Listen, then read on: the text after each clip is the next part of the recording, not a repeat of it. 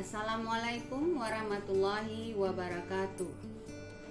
Selamat pagi anak ibu semuanya dan selamat datang di SMP Negeri 13 Pekanbaru, sekolah yang mungkin kamu impikan dari SD untuk masuk ke SMP Negeri 13 ini, dan sekarang kamu sudah berada di lingkungan SMP Negeri 13 Pekanbaru ini. Anak ibu semuanya yang ibu sayangi, adapun pada pagi ini kita akan melakukan atau akan melaksanakan satu kegiatan, yaitu kegiatan masa pengenalan lingkungan sekolah yang disingkat dengan nama MPLS. Anak ibu semuanya, pada pagi ini mungkin kamu dan ibu belum berkenalan.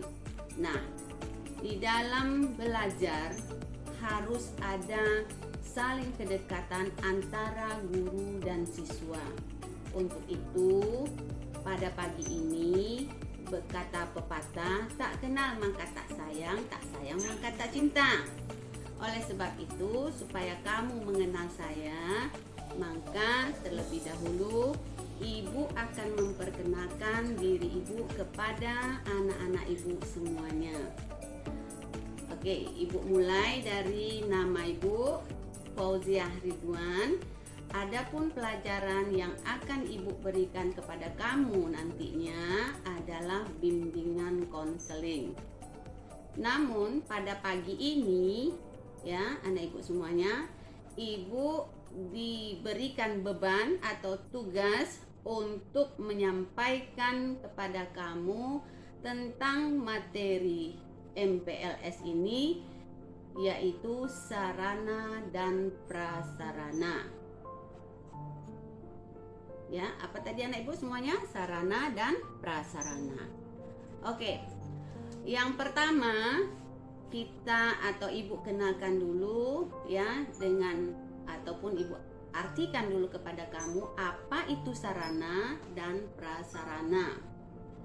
Sarana artinya segala sesuatu yang dapat dipakai sebagai alat atau media dalam mencapai tujuan. Jadi apapun alatnya yang bisa mencapai tujuan belajar kamu, maka itu namanya adalah sarana. Kemudian kalau prasarana artinya segala sesuatu yang merupakan penunjang utama terselenggaranya suatu proses. Tanpa adanya prasarana, maka proses belajar mengajar kita akan terhambat. Ya anak ibu semuanya paham itu? Nah, ada yang mau bertanya sampai di sini? Oke, ibu rasa paham ya nak ya. Kemudian sedikit lagi dari materi ibu ini ya. Perbedaan antara sarana dan prasarana. Perbedaan antara sarana dan prasarana itu ada 3 perbedaannya. Yang pertama dari bentuknya, ya, dari bentuknya. Nah, dari bentuknya bagaimana itu? Kalau sarana ditunjukkan untuk atau ditujukan untuk benda-benda yang berukuran kecil dan dapat dipindahkan. Nah, apa contohnya itu? Ya, anak ibu ya. Contohnya apa? Buku, kursi, meja, dan lain-lain. Ya, itu dari segi bentuk sarana. Sedangkan prasarana memiliki bentuk yang besar dan menetap di suatu tempat. Contohnya gedung bangunan kita ini gedung bangunan SMP 13 ini merupakan prasarana. Ya. Nah, itu dari segi bentuknya. Kemudian yang kedua, kita ambil perbedaannya dari segi fungsinya. Nah, apa pula fungsinya itu? Fungsi sarana di sini, berfungsilah sarana ini untuk kelancaran kegiatan belajar kita. Ya, jadi dia berfungsi untuk kelancaran kegiatan.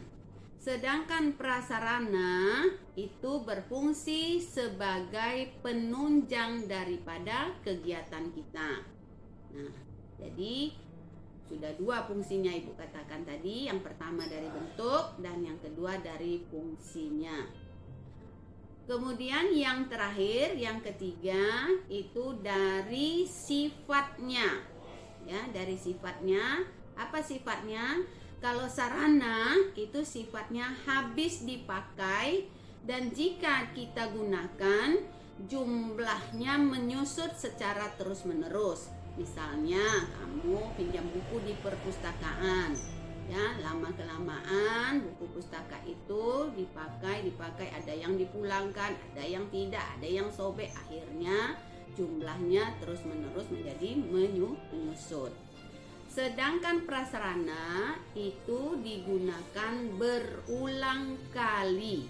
Akan tetapi di sini ya, dia tidak habis, tapi kemampuannya berkurang.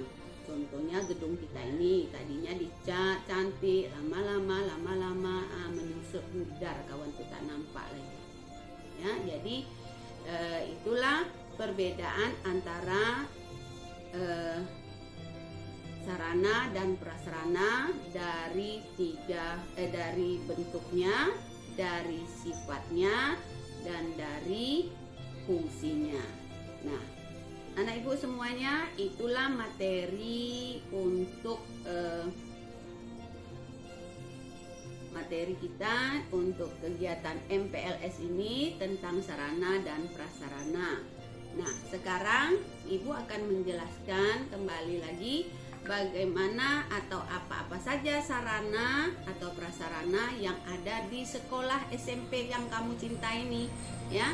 Ya, di apa-apa saja sarana dan prasarananya, mulai dari kelas, kemudian labor, kemudian ruang UKS, ruang labor komputer, dan lain sebagainya bisa kamu lihat dari video yang akan ibu tayangkan ini. Di sini nanti ada ruang upacara, tempat kamu upacara bendera, tempat kamu kegiatan imtak, kemudian kegiatan kamu belajar IPA di labor biologi dan di labor fisika, kemudian ada ruang komputer, lalu ada ruang kepala sekolah, kemudian ada ruang bimbingan konseling, ya, di samping ruang kepala sekolah, kemudian ada ruang TU, tata usaha, dan ada ruang staf, kemudian ada ruang majelis guru, kemudian ruang UKS, ya, kemudian kelas, dan terakhir di sana ada ruang serbaguna dan juga tempat kamu berolahraga, hall, dan tempat kamu bermain olahraga bola voli. Ya, nah untuk itu mana-mana gedungnya, maka kamu lihatlah tayangan video yang ibu sajikan ini. Ya, untuk itu kamu lihat dan kamu boleh nanti mana yang kurang paham kamu tanya dengan saya kembali. Oke anak ibu, untuk itu inilah video yang akan ibu tayangkan tentang prasarana dan sarana dan prasarana sekolah SMP Negeri 13 Pekanbaru.